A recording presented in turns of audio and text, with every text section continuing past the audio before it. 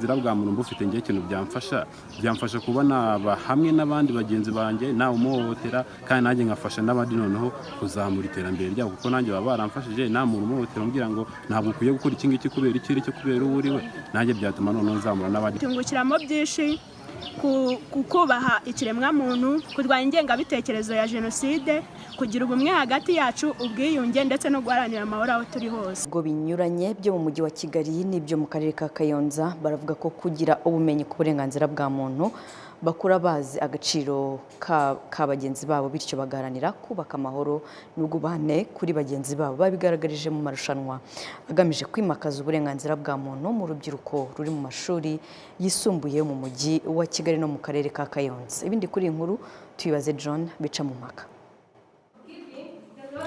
Abanyeshuri bo mu bigo binyuranye byo mu mashuri yisumbuye bari mu marushanwa ku biganiro mpaka, ibyo bita debate, indirimbo, imivugo, inkuru zishushanyije n'izindi ngeri z'ubuvanganzo. Ni amarushanwa y'imakaza uburenganzira bwa muntu kandi bakaba bavuga ko bibafitiye akamaro.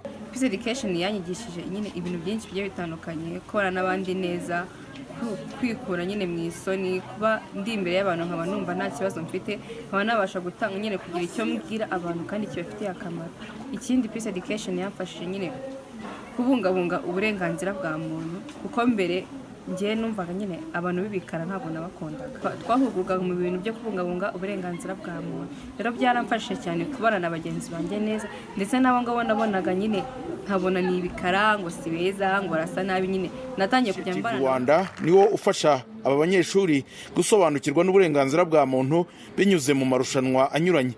Umuyobozi wawo Albert Rutikanga avuga ko ibi bituma umwana bikurana akazaharanira uburenganzira bwe n'ubw'abandi. Twasanze ari byiza ko urubyiruko rumenya neza uburenganzira bwa muntu.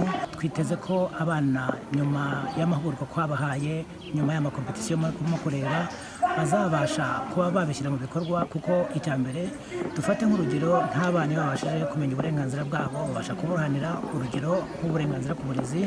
Uburenganzira ku burezi ni ikintu gikomeye kuko bituma umwana abasha kumenya uburezi mu gihe haba hari umubujije uburezi. Impuguke mu bijyanye n'uburezi Kamatari Canisius avuga ko iyo umwana yigishijwe ibijyanye n'uburenganzira bwa muntu akiri muto bimufasha kuzavamo ingirakamaro igihugu gikeneye. Mbona kwigisha umwana uburenganzira bwa muntu bishobora kumufasha kuba umunyarwanda muzima ndetse uzayobora abandi akamenya uburenganzira bwe n'ubw'abandi, bityo agafasha igihugu muri rusange. Ashobora kumenya umuntu urengana. Ibigo bibiri byo mu mujyi wa Kigali n'umunani byo mu karere ka Kayonza nibyo byitabiriye amarushanwa ku bugeni n'ubuhanzi bifite insanganyamatsiko ku burenganzira bwa muntu. John Bicamumpaka, Televiziyo Rwanda, i Kayonza.